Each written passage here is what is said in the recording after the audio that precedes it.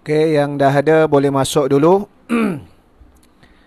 Boleh sebarkan pautan secara langsung halaman Abezuh Saiman ni kepada semua dan ke dalam kumpulan-kumpulan media sosial Facebook yang ada.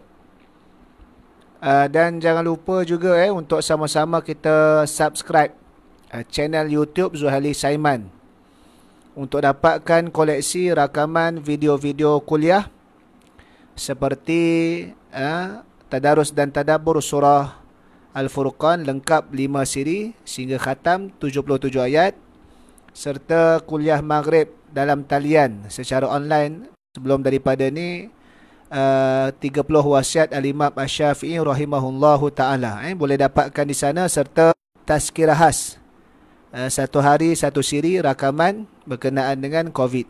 Baik.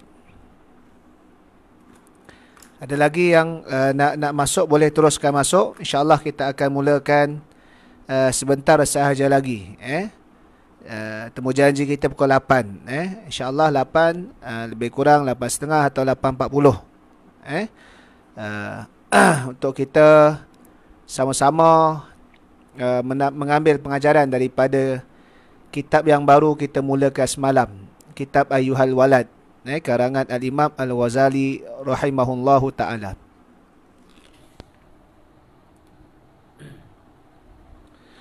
Baik, bismillahirrahmanirrahim. Alhamdulillahirrabbilalamin. Wassalatu wassalamu ala ashrafil anbiya'i wal mursalin wa ala alihi wa sahbihi ajma'in. Rabbi syrah li sadri wa yassir li amri wahlul 'uqdatam min lisani yafqahu qawli. Assalamualaikum warahmatullahi ta'ala wabarakatuh. Syukur kita ke hadrat ilahi, dengan izin dan limpahan kurniaannya kita masih lagi diberikan bimbingan taufik dan hidayah oleh Allah Subhanahu wa ta'ala. Mudah-mudahan nikmat yang diberikan ini, nikmat iman, nikmat Islam, nikmat kehidupan, nikmat masa lapang, nikmat kesihatan dan pelbagai nikmat lagi, terus kita mensyukuri dengan kita memperbanyakkan amal ibadah dan mendekatkan diri kita kepada Allah Subhanahu wa ta'ala. Baik, alhamdulillah, malam ni malam yang kedua. Bermula semalam 2 April kita memulakan kitab yang baru bagi kuliah maghrib dalam talian, yakni secara online.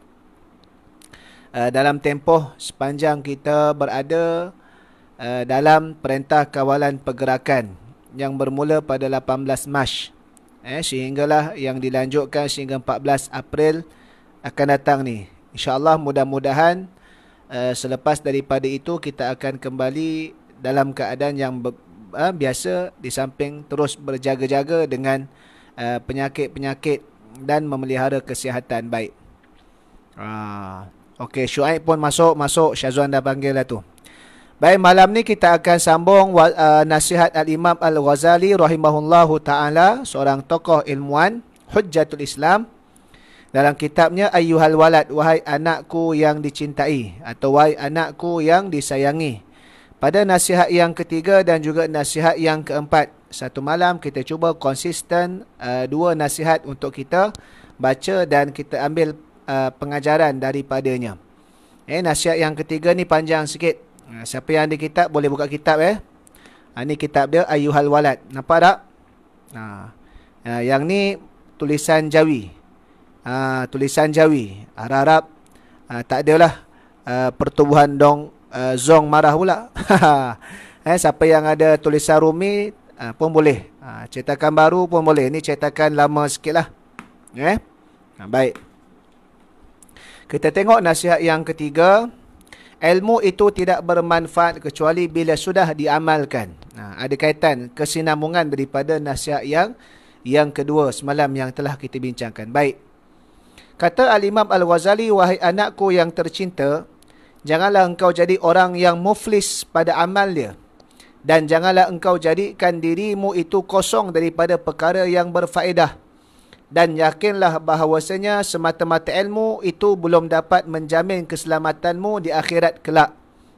Jadi ilmu, sekadar ilmu semata-mata, belum lagi menjamin. Kerana tuntutan daripada ilmu itu adalah beramal.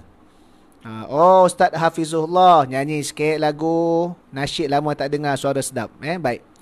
Jadi yang ditekankan oleh Al-Imam Al-Ghazali rahimahullahu ta'ala, ya, menuntut ilmu tu mesti dan kewajipan, tetapi jangan hanya terhenti pada menuntut ilmu, bahkan ilmu tadi itu mesti diamalkan.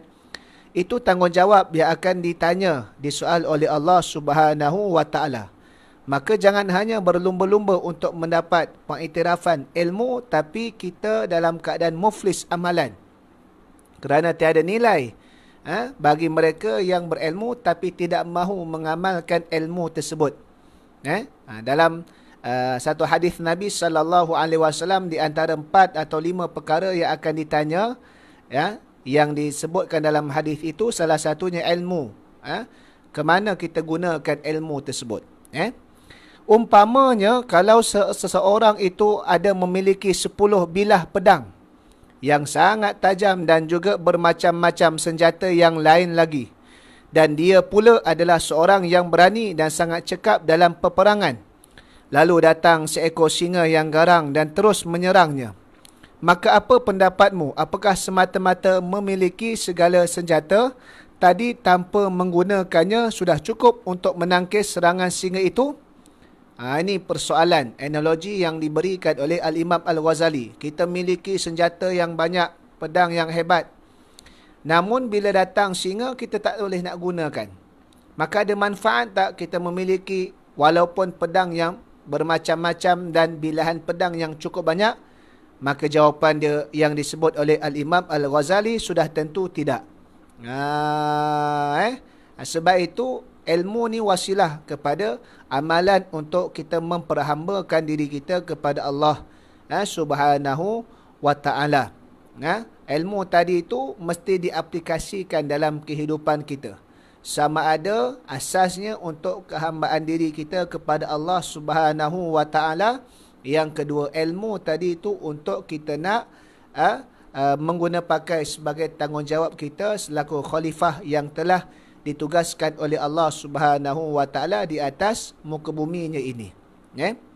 Segala senjata itu baru bermanfaat apabila ianya digunakan oleh tuan empunya senjata itu. Kalau digunakan, barulah dia manfaat.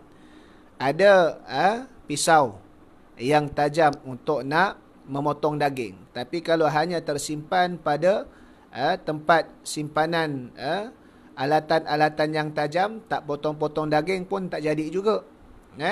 Adanya kereta sebagai alat pengangkutan untuk pindah satu tempat ke satu tempat, memudahkan dan mempercepatkan pergerakan. Tapi kalau kereta tadi hanya tersimpan di dalam stor, tidak digunakan, tidak dipandu, maka tidak ada manfaat juga.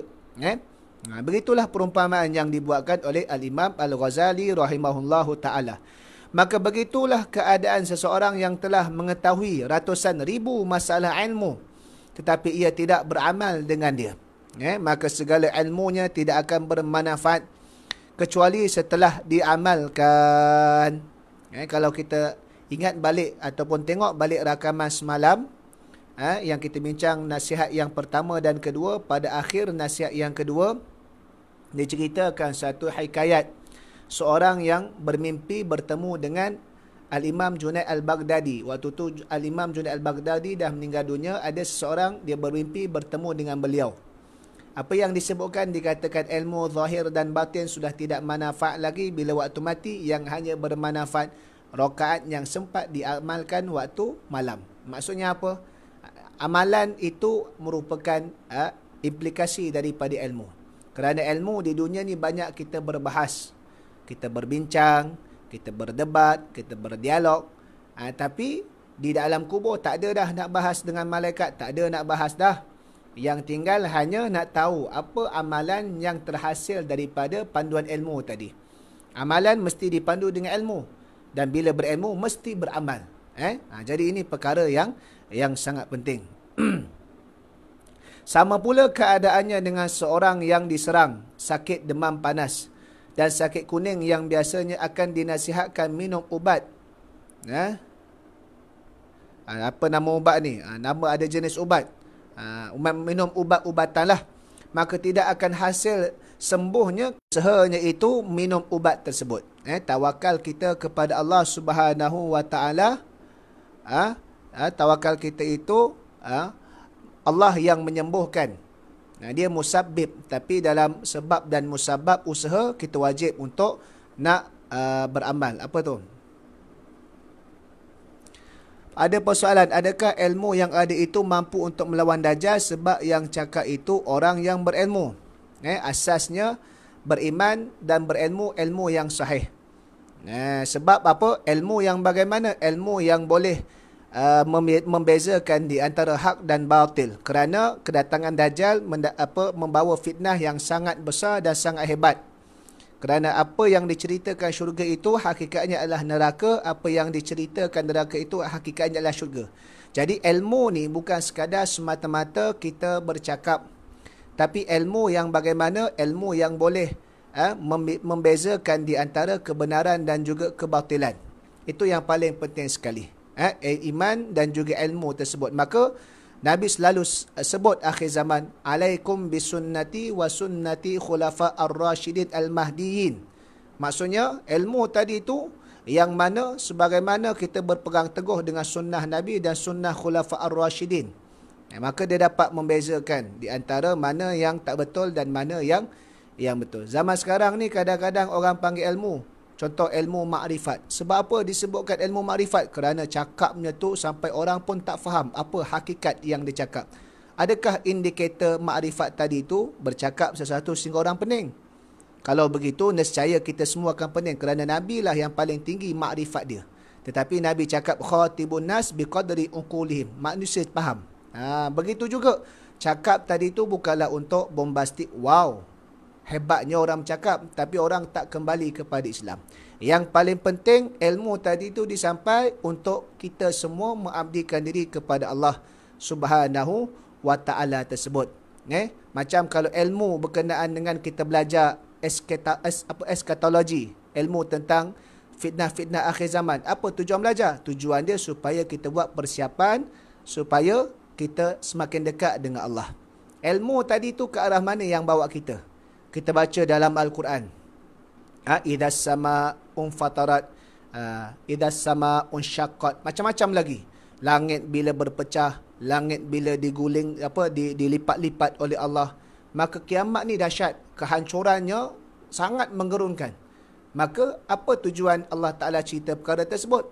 Yang paling utama sekali, supaya kita takut kepada Allah, bukan takut kepada makhluk yang dibinasakan oleh Allah.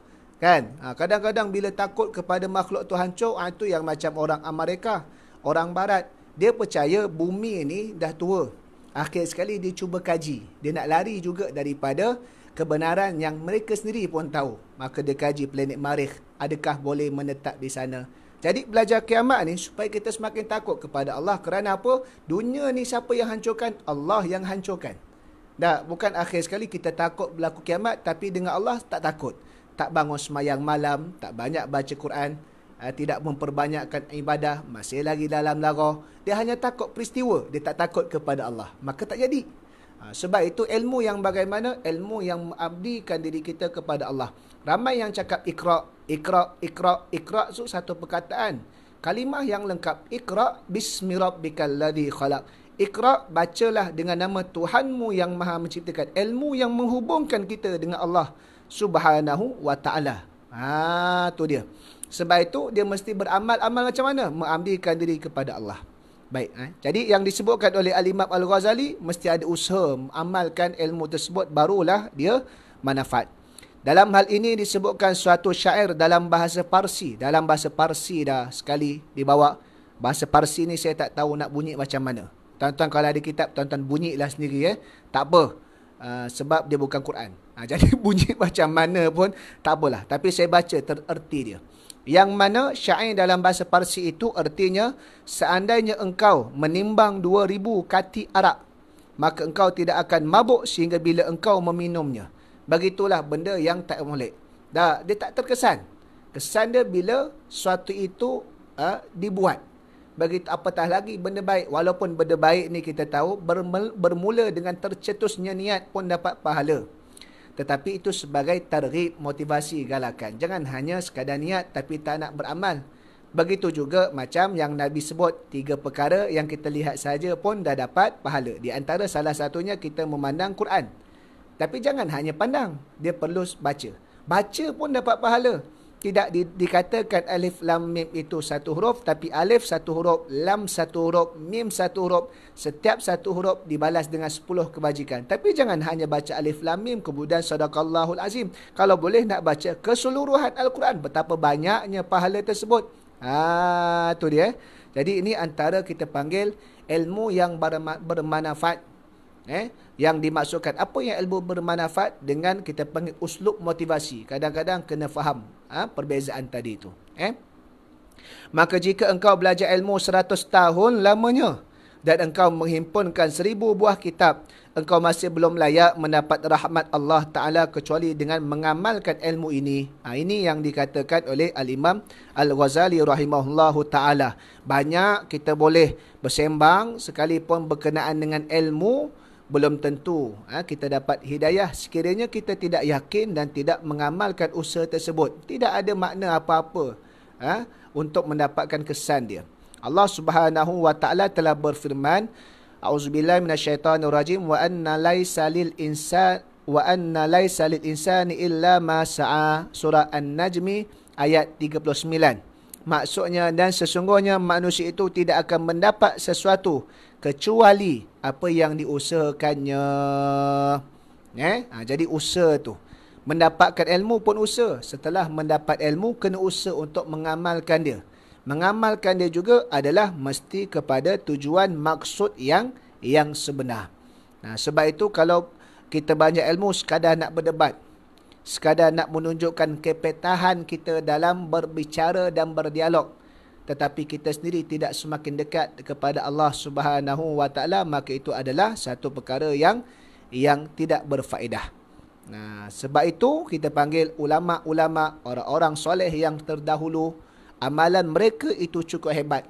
Di samping kehebatan mereka dalam menjawab hujah-hujah kalangan musuh-musuh Islam yang cuba mengelirukan Islam berkenaan dengan Islam tadi.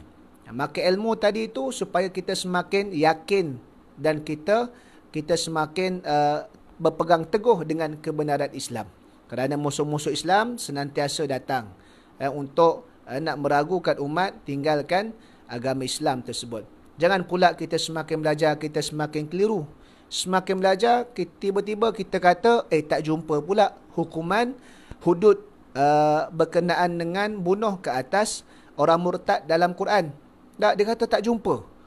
Semakin belajar, semakin dia melalut. Tak jumpa pula bagaimana solat 5 waktu tu ada dalam Quran. Ini semakin melalut.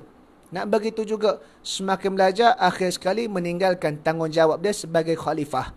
Mengerjakan amar makruf nahi munkar, dia tinggal. Itu pun semakin mengarut. Sedangkan bila kita belajar, semakin kita hebat, kita buat kerja Islam. Tengok Sayyiduna ataupun Khulafa ar-Rashidun kita. Adakah mereka tak alim? Mereka cukup alim, dekat dengan Nabi SAW. Bagaimana amalan mereka dalam memperjuangkan Islam? Semakin hebat. Tengok sahaja Abu Hurairah radhiyallahu taala anhu, seorang sahabat Nabi yang direkodkan menghafaz secara lisan hadis Nabi sehingga 5,000 buah hadis, paling banyak dalam rekod, tapi dia orang yang terlibat sama dalam peperangan. Terlibat sama dalam peperangan, bukan dok saja. Mereka juga adalah dia juga adalah orang yang berada kat barisan hadapan, frontliners ketika mana berlakunya fitnatul kubra, fitnah besar terhadap Sayyidina Uthman bin Affan radhiyallahu ta'ala anhu, mempertahankan kediaman Sayyidina Uthman daripada dirempuh masuk oleh orang-orang yang terpengaruh dan tertipu oleh Abdullah bin Sabah. Bukan dok saja. Bahkan ahlu suffah, kalangan para sahabat yang sebatang kara, yang tidak ada komitmen di luar, mereka apabila berlakunya sesuatu peristiwa peperangan, mereka akan mengundi giliran siapa yang akan terlibat sama dalam peperangan. Sebahagian pula akan duduk bermunajat di Masjid Nabawi, mohon menusrah daripada Allah. Maka bergilir. Bukan maksudnya setiap kali perang, engkau sajalah pergi, aku kena duduk sini. Bukankah Tuhan kata, falaula nafara min kulli firqatin minhum ta'ifatul liyatafaqahu. Kena ada sebahagian yang duduk sini meneruskan agenda ilmu, kamu keluar. Tapi ahlu sufah bukan, dia seorang sampai habis, dia akan gilir. Dia akan buat undian. Kita, kalau lapar kita pun, alamak, malas nak keluar. Apa dalil? Guna dalil falaula. Jadi orang lain je keluar, kita tak keluar-keluar. Ini pun tak kena. Nah, sebab itu, ikut balik. Bagaimana imam-imam mazhab kita berhadapan dengan kita panggil pihak kerajaan yang zalim. Jadi ada kita panggil penentangan musuh. Maka mereka ada keterlibatan dengan ilmu yang mereka ada, semakin kuat mereka beramal di jalan Allah Subhanahu wa taala. Dan firman Allah Subhanahu wa taala lagi, faman kana yarju liqa'a rabbi falyamal amalan salihah. Suratul Kahfi ayat 110. Maksudnya, maka sesiapa yang mengharapkan akan bertemu Tuhannya, maka hendaklah ia beramal akan amalan yang soleh. Tak boleh duk saja, duk termenung, duk khayal, tak boleh. Nak apa? Dia kena ada suatu amalan. Kena suatu amalan. Itulah tekad dia sebagai syarat kehambaan dia. Walaupun kita tahu i'tiqad ahlus sunnah wal jamaah, kita masuk ke syurga dengan redha dan rahmat daripada Allah. Maka amalan tadi itu sebagai syarat kehambaan, mudah-mudahan dengan syarat kehambaan yang sempurna itu mendapat redha dan rahmat Tuhan. Sebab itu kita perlu juga untuk beramal, wajib. Dan firman-Nya lagi, jazaa'an bima kanu yaksibun. Surah At-Taubah ayat 82. Maksudnya, balasan yang diberikan kepada mereka itu adalah sebagai balasan bagi amalan yang telah mereka lakukan. Balasan berdasarkan amalan mereka. Niat sebagai pencetus, amalan sebagai implementasi dalam kehidupan kita. Tidak sekadar hanya menuturkan di bibir, tidak hanya sekadar lintasan di hati, tapi mesti juga dilaksanakan pengorbanannya dan dibuktikan melalui jawarih, iaitulah anggota kita yang telah dikurniakan oleh Allah Subhanahu wa taala sebagai amanah untuk kita mendekatkan diri kepada Allah Subhanahu wa taala. Dan firman-Nya lagi, banyak dibawanya dalil-dalil nak suruh kita beramal ni. Innal ladzina amanu wa amilus solihati kanat lahum jannatul firdausi nuzula la yabghuna anha hiwala. Ayat 107 dan 108 suratul Kahfi. Maksudnya, sesungguhnya orang yang beriman dan beramal soleh adalah syurga Jannatul Firdaus itu sebagai tempat tinggal mereka. Mereka kekal di dalamnya dan mereka sudah tidak mau lagi mencari tempat yang lain daripadanya sebagai gantinya. Hebat syurga Jannatul Firdaus ni. Sampai tak nak pindah dah, tak nak cari tempat lain sebab sudah cukup lengkap dan hebat. Kalau umpamanya kita di dunia ni, kita duduk suatu tempat, ada masa kita nak keluar, nak mencari angin, nak menghirup udara. Kita kerana kita rasa bosan. Macam sekarang lah tuan-tuan sekalipun selalu sebut slogan rumahku syurgaku. Duduk sekali 2 minggu tak sabar-sabar nak keluar. Kan? Mana rumahku syurgaku? Itu dunia. Walaupun kita sebut rumahku syurgaku, tetap ada perasaan bosan. Di akhirat, bila masuk sahaja, mudah-mudahan kita tergolong dalam mereka yang mendapat syurga Firdaus. Masuk sahaja dalam Jannatul Firdaus, kita rasa tak nak cari tempat lain. Cukup lengkap, hebat kenikmatan dia dan tidak ada perasaan bosan ataupun jemu di dalam diri penghuni syurga tersebut. Kerana nikmat dia sangat hebat. Tapi nak boleh tadi itu disebutkan beriman dan beramal. Kena asasnya beriman kepada Allah. Kemudian barulah beramal. Sebab apa? Sebab syarat nak terima amalan itu mestilah ikhlas. Ikhlas ni hanya hak milik orang Islam saja. Orang kafir tak dapat keikhlasan. Kerana apa? Orang kafir ni tak beriman dengan Allah, menentang Allah, maka bagaimana dia nak ikhlas? Ikhlas ni lillahi ta'ala ibtigha'a wajhillah. Semata-mata nak mendapat redha Allah. Kan? Siapa yang buat amalan dalam keadaan dia bukan orang yang beriman, dia tak ikhlas, maka kita perhatikan surah Furqan.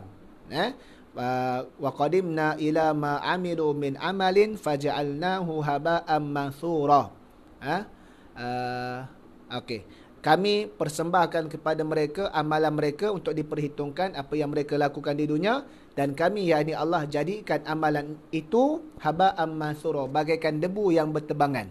Kerana apa? Kerana mereka buat amalan sekalipun baik pada uruf kemasyarakatan, kemanusiaan, tapi mereka tak beriman kepada Allah, tidak mentauhidkan Allah, amalan dia tetap sia-sia di akhirat kelak.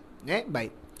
Dan firman Allah Subhanahu wa taala lagi, illa man taba wa amana wa amila amalan salihah. Surah Furqan ayat 70.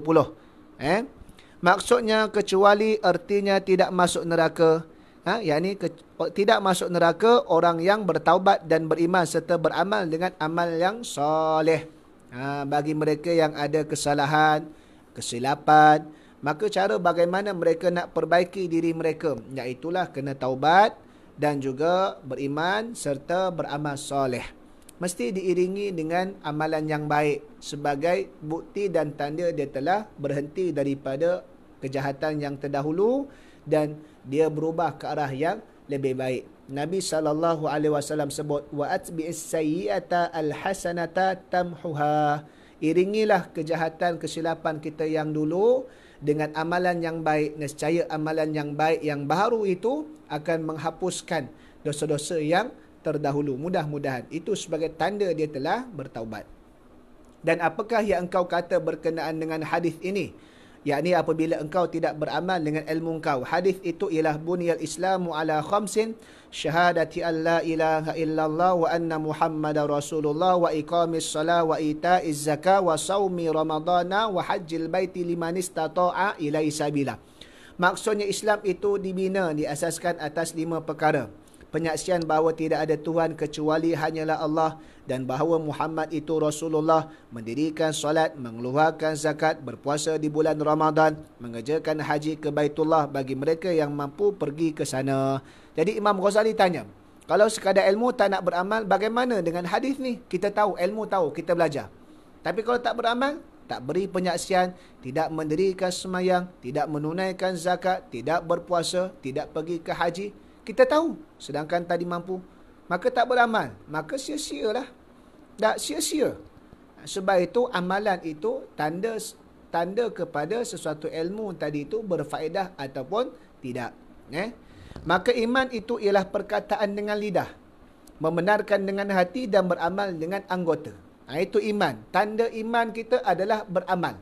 Dan beramal ni sebahagian daripada iman, kerana iman bagi manusia yang biasa adalah ada masa dia naik, yazidu, ada masa dia turun, yang kusuh. Maka waktu bila dia naik, waktu dia banyak buat amalan. Waktu bila dia turun, waktu dia kurang amalan. Apatah lagi kalau dia buat perkara yang mendatangkan dosa. Dan dalil yang menuntut kita supaya beramal itu sangat banyak sekali. Sangat banyak sekali sehingga tidak dapat dihitung banyaknya. Dan walaupun seseorang hamba itu masuk syurga hanya dengan rahmat dan kemurahan Allah Ta'ala, namun rahmat dan kemurahan ini didapatkan setelah seseorang hamba itu mempersiapkan diri dengan ketaatan dan ibadah. Kerana rahmat Allah itu dekat kepada hamba-hambanya yang berbuat baik. Ni Imam Ghazali jawab kepada mereka yang mungkin salah faham. Kalau masuk syurga dengan rahmat dan kemurahan Allah, buat apa nak beramal?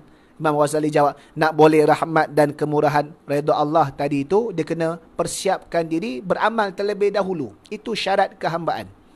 Sebab itu beramal ni syarat kehambaan. Mudah-mudahan dengan kita penuhi syarat kehambaan tadi itu, Allah Subhanahu wa taala redha dan juga memberikan rahmatnya kepada kita, dan kita dimasukkan ke dalam syurganya yang penuh dengan kenikmatan. Maka persiapkan diri dengan amalan itu adalah wajib. Dan mendapat rahmat Allah, kita tawakal dengan usaha yang telah kita lakukan. Baik, seandainya ada orang yang berkata masuk syurga itu hanya dengan semata-mata beriman, tak? Maka kami jawab, yakni beriman semata-mata tanpa nak usaha. Tak cukuplah kami dah beriman, Tak payah usaha. Ni salah faham. Maka kami menjawab, memang begitu. Yalah, iman ni asas. Tetapi bilakah seseorang itu dapat sampai ke sana dengan selamat masuk syurga, dan berapa banyakkah halangan dan dugaan yang besar-besar yang mesti dilaluinya sebelum sampai ke sana? Jadi kalau kita hanya beriman tapi tak beramal, apatah lagi amalan tadi tu yang wajib kita tinggal, maka sebelum masuk ke syurga kita akan diazab terlebih dahulu. Kan? Itu dugaan-dugaan dia. Kan? Maka dugaan pertama yang mesti dilaluinya ialah dugaan iman itu sendiri. Apakah ia pasti selamat daripada tercabut iman sehingga ke akhir hayatnya? Dia confirm ke dia beriman sampai akhir hayat? Mudah-mudahan. Sebab itu beramal tadi itu supaya kita nak istiqamah senantiasa dalam iman dan juga mendapat hidayah daripada Allah. Dan apabila ia telah mati dalam keadaan beriman, maka apakah telah pasti pula bahawa dia tidak muflis atau rugi? Dan nanti ditanya kepada kita, bagaimana keamalan sekalian? Apa yang kita beramal? Kan banyak soalan tentang semayang, tentang usia, tentang waktu muda, tentang kesihatan, tentang ilmu, tentang harta. Tapi tak beramal, maka dibimbangi. Itu juga dugaan-dugaan kita yang akan kita hadapi. Dan berkata Al-Imam Hasan Al-Basri rahimahullahu ta'ala, seorang ulama tabi'in yang lahir pada 21 Hijrah dan dia meninggal dunia pada 110 Hijrah, tak silap, 89 tahun umur dia. Lahir di Madinah pada zaman pemerintahan Khalifah Sayyidina Umar Al-Khattab radhiyallahu ta'ala anhu. Kemudian dia berpindah ke Basrah sehingga dia meninggal. Allah berfirman kepada hamba-hambanya pada hari kiamat nanti. Ini kata Imam Hasan Al-Basri. Dia kata Allah berfirman kepada hamba-hambanya pada hari kiamat nanti, masuklah kamu ke dalam syurga dengan rahmatku dan tentukanlah kedudukanmu masing-masing mengikut amalan kamu. Jadi syurga ni kan ada dia punya tingkatan-tingkatan dia. Dan nak mendapat syurga yang terbaik, mendapat tingkatan yang lebih tinggi yang VVIP, maka itu pula akan diperhitungkan, dilihat pula kepada amalan seseorang tersebut. Sebanyak mana kualiti amalan yang diterima oleh Allah Subhanahu wa taala. Jadi kepentingan beramal terhadap ilmu yang kita miliki. Kalau ilmu tu menuntut kepada suatu kewajipan, kita tidak buat, maka berdosalah kita. Kerana apa? Kewajipan ni kena buat. Contoh ilmu berkenaan dengan semayang fardu. Maka bila tak semayang fardu kerana malas, maka dosa. Ilmu berkenaan dengan puasa. Sebab itu adanya ilmu fardu ain dan adanya ilmu fardu kifayah. Ada ilmu yang membicarakan bab kewajipan. Ada ilmu yang membincangkan bab fadilat dan perkara-perkara hukum yang berbeza terhadap sesuatu ilmu bila tak beramal. Baik. Nasihat yang keempat. Kita masuk nasihat yang keempat. Nasihat yang ketiga tadi panjang sikit. Nasihat yang keempat, kadar balasan mengikut kadar amalan. Dia kesinambungan. Ada kesinambungan tadi itu. Baik. Yang nasihat keempat, kadar balasan mengikut kadar amalan. Kata-kata Al-Imam Al-Ghazali pada nasihatnya yang keempat ini, wahai anakku yang tercinta, selama mana engkau tidak beramal, maka selama itulah engkau tidak mendapatkan pahala. Selama mana tak beramal, selama itu tak dapat pahala, kerana ganjaran diberikan atas apa yang kita amalkan, kita usahakan. Diriwayatkan bahawa ada seorang lelaki dari kalangan Bani Israel yang telah beribadat selama 70 tahun lamanya. Ibadat dia tu 70 tahun lamanya. Lalu Allah Subhanahu wa taala mahu menunjukkan keadaannya ini kepada para malaikat. Maka Allah Subhanahu wa taala mengutus kepadanya seorang malaikat, satu malaikat yang memberitahu bahawa walaupun ia telah beribadat 70 tahun lamanya, namun ia masih belum layak untuk masuk ke dalam syurga. Apabila malaikat ini selesai memberitahu hal ini kepadanya, lalu ia berkata, itu bukan urusan saya. Saya diciptakan untuk beribadah kepada Allah. Dalam surah Az-Zariyat. Wa ma khalaqtul jinna wa insa illa liya'budun. Itu. Diciptakan, tujuan dia untuk beribadah kepada Allah. Maka itulah kerja yang mesti saya lakukan. Apabila malaikat itu kembali kepada Allah, lalu ia berkata, wahai Tuhanku, malaikat berkata kepada Allah ni, sesungguhnya engkau maha mengetahui dengan apa yang telah diperkatakannya. Lalu Allah Subhanahu wa ta'ala berfirman, apabila hamba-Ku itu tidak berpaling daripada beribadah akan Daku, maka Aku membalasnya dengan kemurahan-Ku. Aku juga tidak akan berpaling daripadanya. Wahai para malaikatku, bersaksilah kamu semua bahawa aku telah mengampuni akan segala dosanya. Jadi nak katanya apa? Tugas kita ni beribadah. Tugas kita ni adalah beramal. Tugas kita ni adalah melaksanakan tanggungjawab. Adapun janji Allah bagi mereka akan syurga, ancaman akan neraka, itu adalah urusan Allah. Dan Allah sama sekali tidak akan memungkiri janji, dan Allah mustahil padanya bersifat dengan sifat yang zalim. Maka tak perlu risau. Yang perlu kita risau adalah sejauh mana dan sebanyak mana, dah ada jauh, seberat mana amalan kita. Dah ada jauh ada, berat mana, banyak mana pun ada. Yang telah kita persembahkan kepada Allah Subhanahu Wa Taala. Jangan sibuk akan urusan Allah. Audit gerak kerja kita. Audit sebanyak mana kita beribadah kepada Allah, sebanyak mana semayang yang kita dirikan tadi itu yang adanya khusyuk, dah seikhlas mana dalam amalan yang kita buat harian tersebut. Maka kita muhasabah kita, kerana bila benda tadi itu dihitung di akhirat kelak, maka Allah sifat maha adil. Allah mustahil pada dia bersifat zalim. Allah pasti tidak memungkiri janji. Innallaha la yukhliful mi'ad. Siapa yang amalan dia diperhitungkan baik, okey, menepati akan kehendak Allah, maka dia tetap akan mendapat syurga. Siapa yang buat maksiat, siapa yang tidak beramal, yang meninggalkan kewajipan dia, menepati orang-orang yang layak mendapat siksaan, maka dia akan dikenakan siksaan. Maka selesai. Dah. Baik. Dan telah bersabda Rasulullah sallallahu alaihi wasallam, hasibu anfusakum qabla an tuhasabu wazinu a'malakum qabla an tuzanu. Maksudnya, hisablah, hitunglah, muhasabahlah dirimu sebelum kamu dihisab, yakni di dunia ni. Jangan sampai dah mati nanti kita diperhitungkan. Hitung dulu amalan kita banyak mana, apa lagi yang kita tak buat, apa lagi yang masih lagi kita kurang untuk kita pertingkatkan. Dan timbanglah amalanmu sebelum kamu ditimbang. Kita muhasabah diri kita. Di antara yang pernah kita sebut dalam salah satu wasiat Al-Imam Asy-Syafi'i pun, dia minta untuk kita senantiasa bermuhasabah diri. Dan disebutkan itu di antara amalan Sayyiduna Umar Al-Khattab radhiyallahu ta'ala anhu sebelum kali tidur.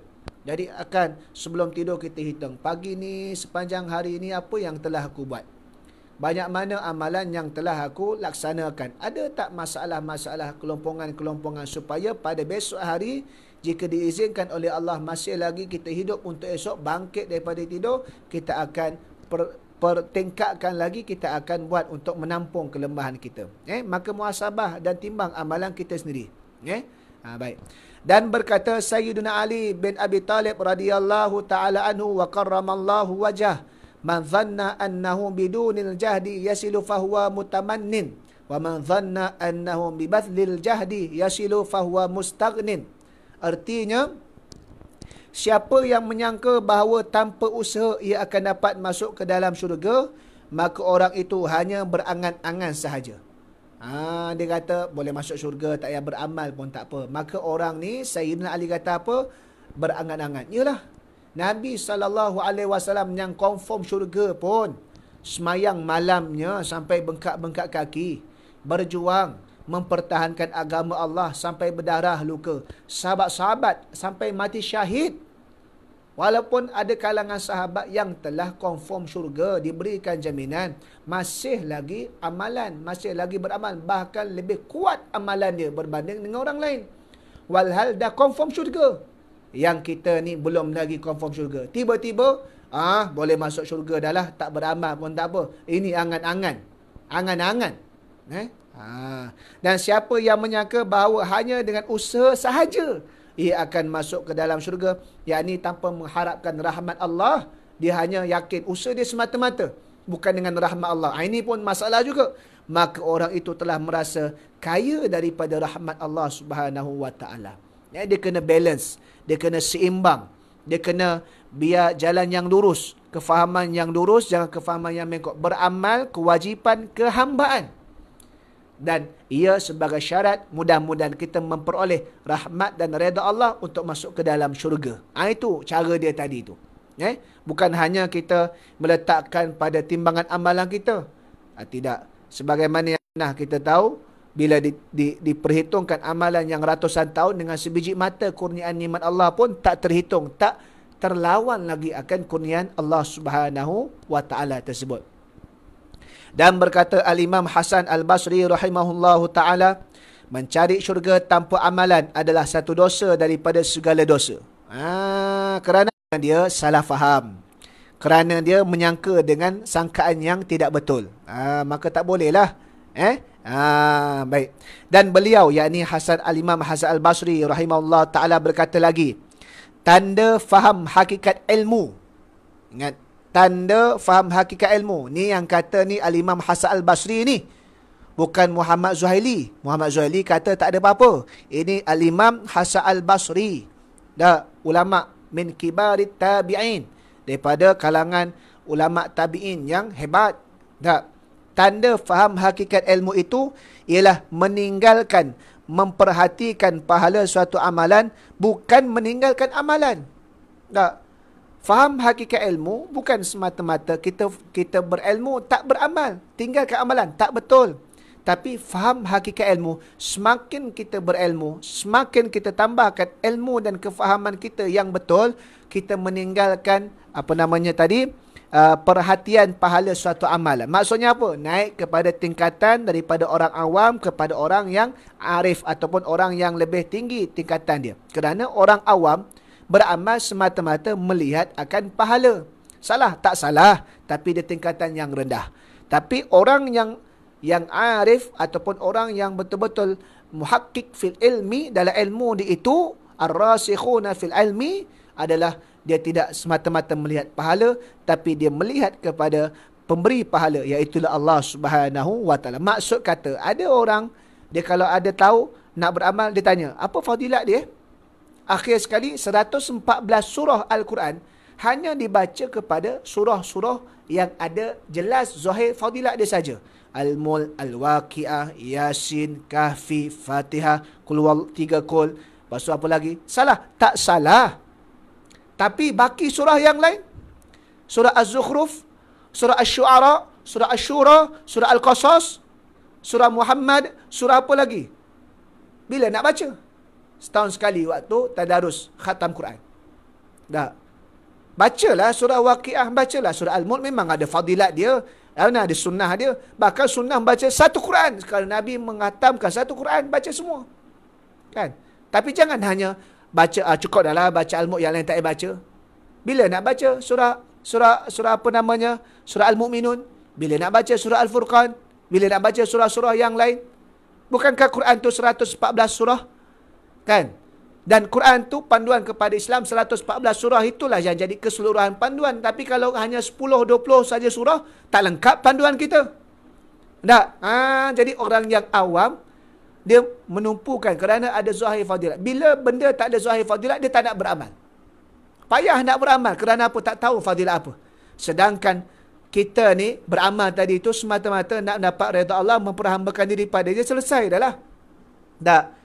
Sebab itu Syekh Ibnu Athaillah As-Sakandari dalam kitab Hikam, dalam kefahaman, kesimpulan yang dibuatnya, iaitulah orang awam beramal itu merupakan taklifan untuk mendapat nikmat daripada taklifan tersebut. Semayang duha untuk mendapat murah rezeki. Jadi semayang duha tu taklifan, bebanan.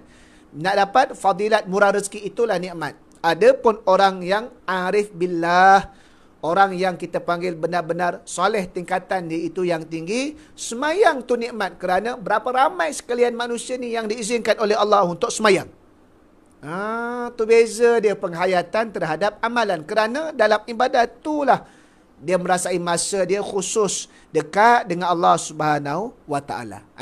Jadi sikit-sikit lah. Nanti waktu ceramah ni satu nasihat pun tak habis.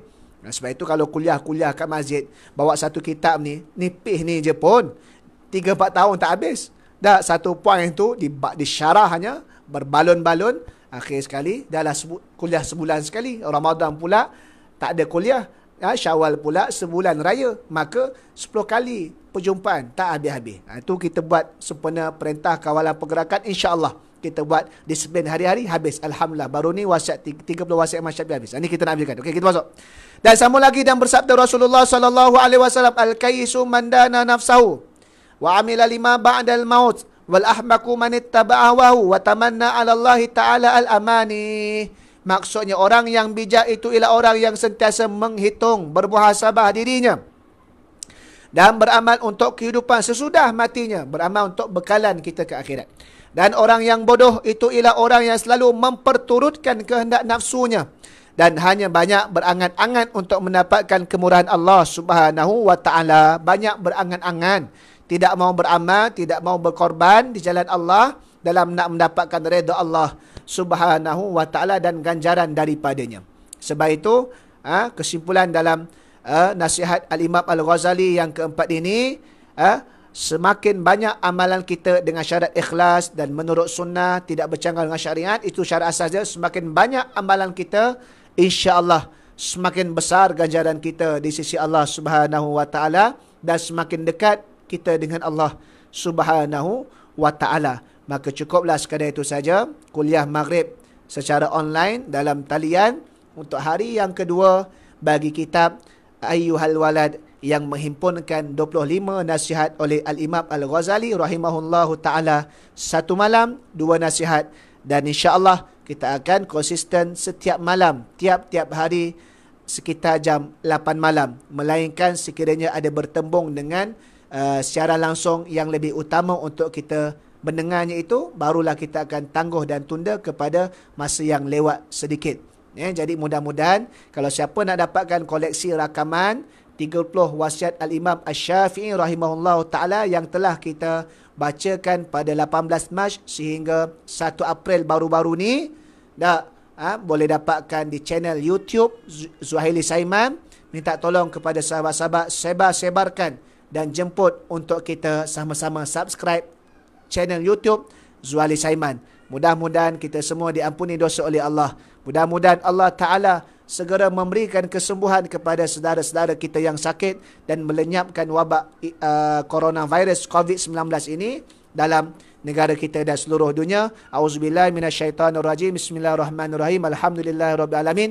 Wassalatu wassalamu ala asyrafil anbiya'i wal mursalin wa ala alihi washabihi ajmain. Allahumma idfa'anna min kulli bala'in wa waba'in wa amradin wa fitanin ma dhahara minna wa ma batan. Allahumma inna nas'aluka al-afiyah wassalamah wasihah fid din wad dunya wal akhirah. Ya Allah, ya Rahman, ya Rahim, kasihanilah kami ya Allah, kasihanilah kami ya Allah. Berilah kami peluang sekali lagi ya Allah untuk kembali kepada kehidupan yang biasa sebagaimana sebelum dilanda wabak COVID-19 ini ya Allah. Berilah kami peluang untuk sama-sama kami boleh menghadirkan diri beramai-ramai, mengimarahkan rumahmu, masjid-masjid dengan solat berjemaah, dengan aktiviti kuliah dan juga aktiviti keagamaan serta aktiviti sosial yang bermanfaat di dalam rumahmu ya Allah. Ya Allah, ya Tuhan kami, selamatkanlah kami daripada bala bencana COVID-19 ini. Jadikanlah ia sebagai musibah untuk mengampunkan dosa-dosa kami, musibah ujian untuk kami insaf dan kami kembali kepadamu ya Allah. Jangan jadikan ia sebagai kemurkaan-Mu ke atas kami, yang mana kami semakin lalai dan kami semakin meninggalkan kewajipan kami walaupun di dalam ujian COVID-19 ini ya Allah. Ya Allah, berkatilah usaha dan pengorbanan mereka yang bertugas di barisan hadapan, siapa sahaja, sama ada kalangan para doktor, perawat, jururawat, bahagian Kementerian Kesihatan dan juga mereka yang terlibat dalam keselamatan, polisi, dasar dan seumpama ya Allah. Berikanlah mereka kesihatan, berikanlah mereka kekuatan untuk terus berjuang. Dan ya Allah, ya Tuhan kami, berikanlah kami pahala sepanjang kami duduk di rumah ini dalam keadaan kami turut perintah, yang mana perintah pemimpin dan ulil amri itu tidak bercanggah dengan syariat, semata-mata bagi menjayakan perancangan dan usaha memutuskan rantaian COVID-19 ini agar tidak semakin parah dan tidak semakin menular yang merebak yang menyebabkan kesan yang lebih buruk. Ya Allah, ya Tuhan kami, dengan kami berselawat ke atas junjungan mulia kekasih-Mu, Allahumma salli ala Sayyidina Muhammad. Selamatkanlah kami daripada fitnah-fitnah yang tak tertanggung akan kami. Selamatkanlah iman kami. Jadikanlah kami hamba-Mu yang bertakwa dan beramal soleh. Wa sallallahu ala Sayyidina Muhammad wa ala alihi wa sahbihi wa baraka wa sallam. Walhamdulillahi rabbil alamin. Assalamualaikum warahmatullahi ta'ala wabarakatuh.